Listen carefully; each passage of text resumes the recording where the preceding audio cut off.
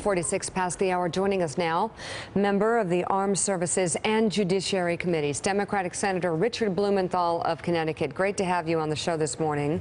As of Friday last week, also this week, Donald Trump Jr. and Paul Manafort were also going to be headed to Capitol Hill to speak, but that has changed.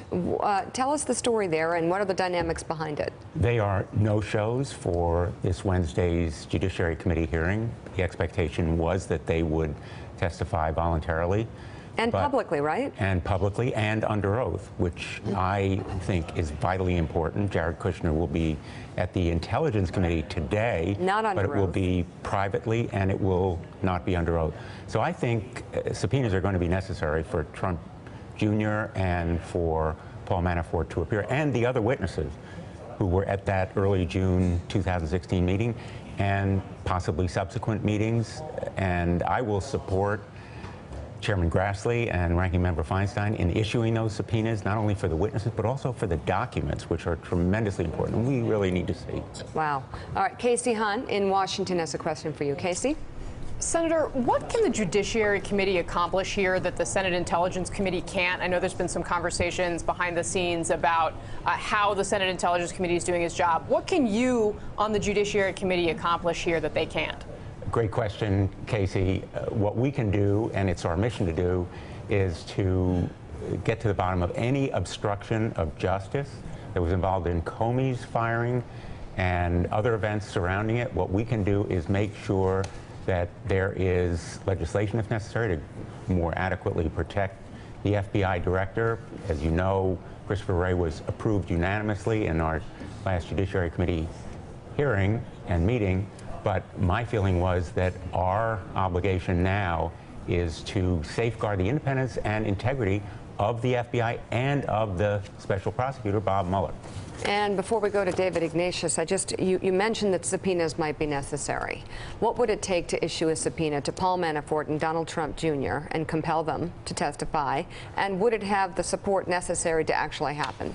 I believe it would have the support, Mika, and what's necessary is that simply the chairman and the ranking member approve a subpoena. Enforcement of it would require a vote of the committee, but I think there is very strong bipartisan support for subpoenas, compulsory testimony, if necessary, on the part of Paul Manafort and Donald Trump Jr., and every member of that group who met at that meeting. Possibly Jared Kushner then, too. And very likely, in fact, I think mandatorily, Jared Kushner. Okay. David Ignatius in Washington has the next question. David? Senator, I want to ask you if you'd comment about President Trump's assertion in his tweet over the weekend about his pardoning power.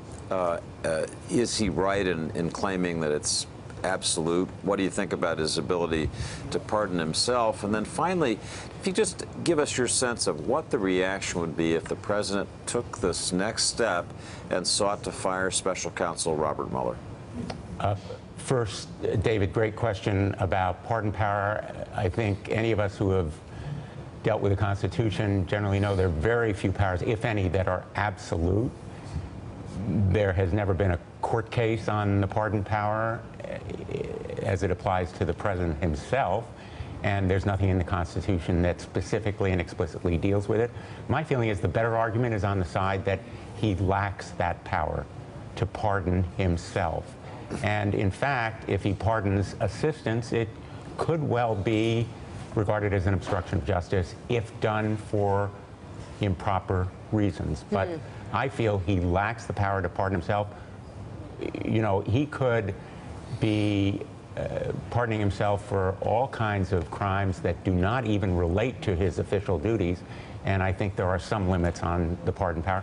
What would happen if he fired Bob Mueller? I think there would be an absolute firestorm, cataclysmic reaction on both sides of the aisle, and I would help to lead efforts to establish legislation that put in place a special prosecutor, much as happened in Watergate, with very likely a 3-judge panel picking the special prosecutor. Nothing novel or unprecedented about it. And that would have very strong bipartisan support. One thing for sure is this investigation will not end if the president fires Bob Mueller. It will continue. John, Senator, correct me if I'm wrong. Last week, in the midst of everything that was happening with the Trump interview with the New York Times, some of the tweets he sent, I believe last week you were suggesting at one point, maybe on Twitter, maybe someplace else, that the president was effectively engaged in a crime that we were witnessing kind of unfolding, obstruction of justice playing out before our very eyes last week. Is that not correct?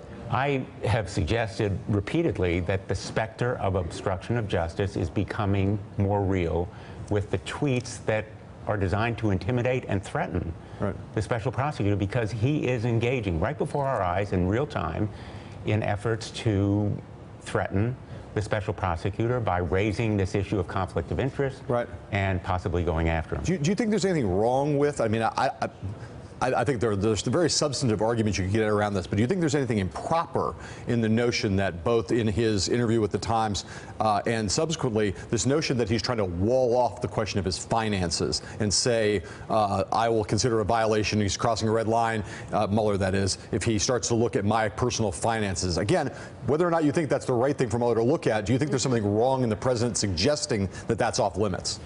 There is something wrong about it, because it is an effort by the President of the United States in an investigation of himself, setting limits on the authority of the investigator. Now, he completely lacks legal authority to set limits, but raising publicly that effort is wrong, in my view, possibly evidence of what he wants to prevent. And, by the way, financial dealings are very relevant to this investigation, because the playbook of the Russians is to suborn officials and individuals by engaging financially with them.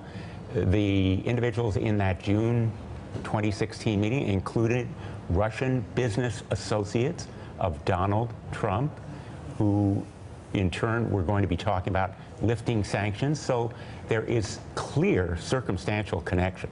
Wow. Josh Earnest. Yeah. Senator, I was actually going to ask you about a different investigative function that the Judiciary Committee has jurisdiction over, which is U.S. attorneys. Much was made of the Trump administration announcement that they were firing U.S. attorneys all across the country.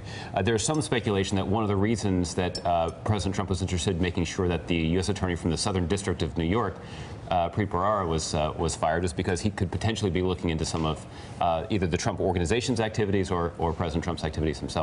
Where are you in terms of your conversations with the Trump administration about starting to staff up those important professional positions in the U.S. government? There have been effectively, Josh, no appointees, no nominees for most of those positions. It's another example of lack of leadership on the part of the White House.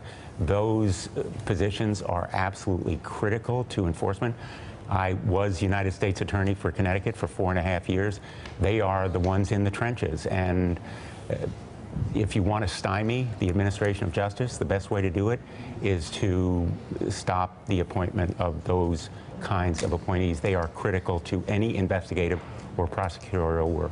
A lot going on. Difficult times. Senator Richard Blumenthal, always good to see you. Thank you for coming on the show this morning. Thank you.